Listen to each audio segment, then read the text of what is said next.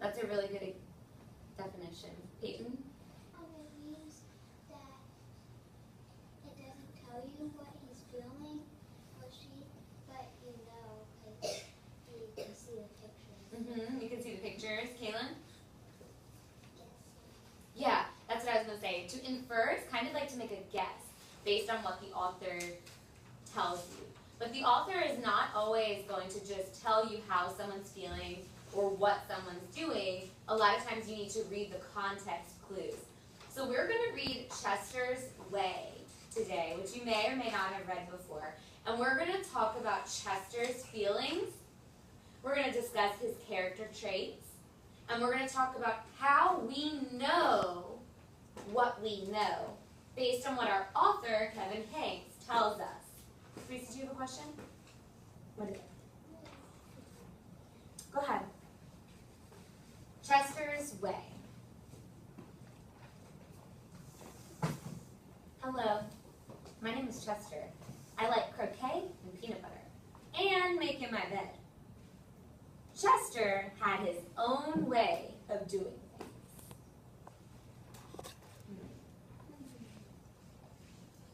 He always cut his sandwiches diagonally.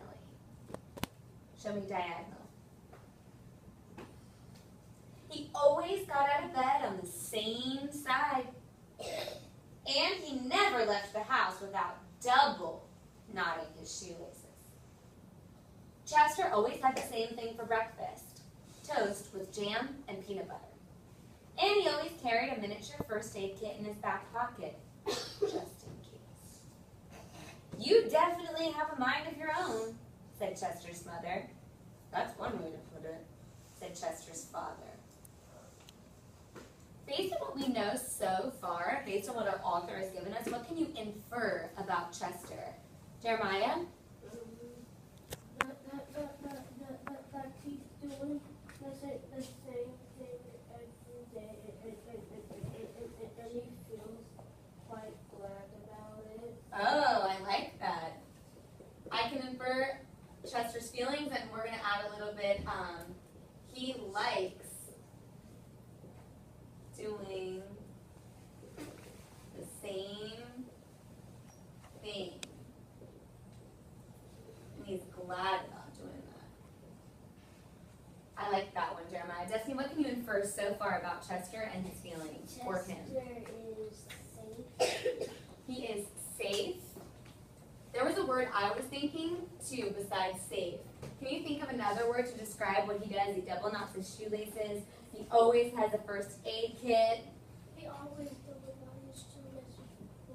Well, that's what I just said. So he double knots his shoelaces. He has a first aid kit. What's a good word to describe someone like that? Destiny used the word safe. What's another word? He always double knots his shoelaces. He has a first aid kit. He's prepared. I like that. Well, he might not be doing the same thing as others, but I'm looking for a word similar to safe. But here we're going to go ahead and put, he double knots his shoelaces, because our frame of reference tells us how we know what we know. He double knots his shoelaces. And he always keeps a first aid kit.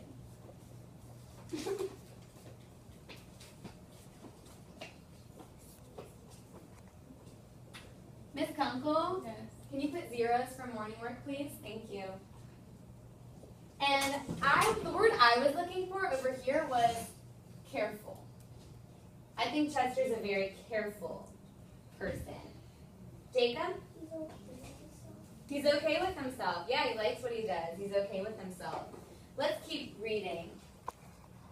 Chester's best friend Wilson was exactly the same way. That's why they were best friends. Chester wouldn't play baseball unless Wilson played, and they never swung at the first pitch or slid head first. Wilson wouldn't ride his bicycle unless Chester wanted to, and they always used hand signals. If Chester was hungry, Wilson was too, but they rarely ate between meals. Some days I can't tell those two apart, said Wilson's mother. Me either, said Wilson's father. Chester and Wilson, Wilson and Chester, That's the way it was. They loved to go on picnics.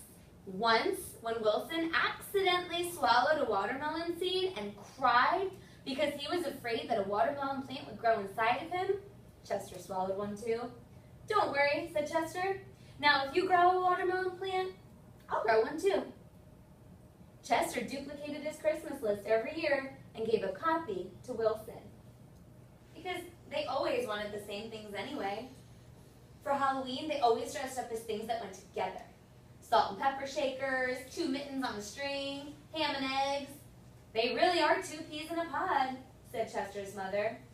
"Looks like it," said Chester's father. "Hey class, I would like you to turn and talk to your partner about another thing you can infer about Chester or his feelings. Teach." Okay.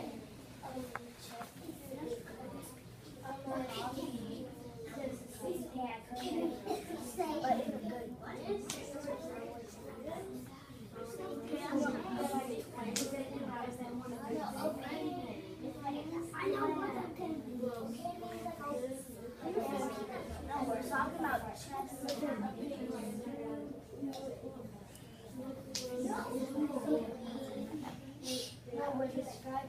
Oh, class, class! Oh, yeah.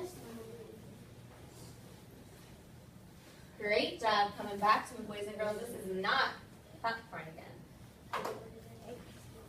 What are some other things you were able to infer about Chester, his feelings, and who he is throughout the next couple of pages in our book? And be prepared to tell me why you know that, what the author told you about it. Jacob, are you sharing what you said or what Zamir said? What did you say? Yep. Destiny? I'm sharing what I said. What did you say? I said that Chester is kind of a copycat, but in a good way, because he always does what Wilson wants to do. Okay.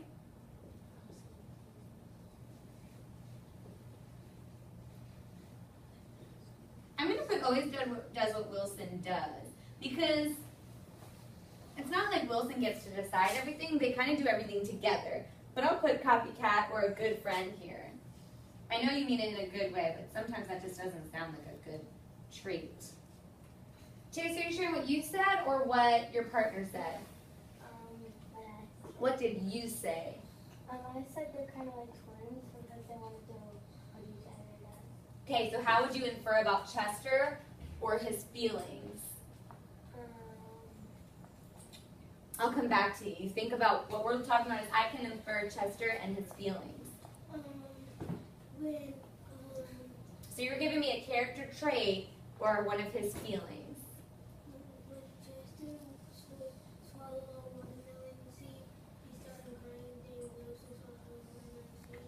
Okay, so what is that? You're giving me a great how you know, but you're not giving me a description.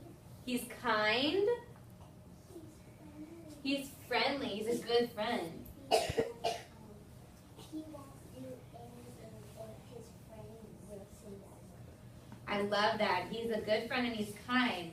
He swallows a watermelon seed. And he does things with Wilson. I love these great examples and how you know. Jeremiah, last one? Chester and Wilson are Well, we're just talking about Chester right now. Chester who likes to be Wilson's friend. Right. We've gone, yep, we've done that one. All right, guys, we're working on what kind of person is Chester or what are some of his feelings. That's what we're inferring about today. In spring, Chester and Wilson shared the same umbrella. In winter, they never threw snowballs at each other. In fall, they raked leaves together. And in summer, they reminded each other to wear sunscreen so they wouldn't burn. Chester and Wilson, Wilson and Chester, that's the way it was. And then Lily moved into the neighborhood. Lily had her own way of doing things.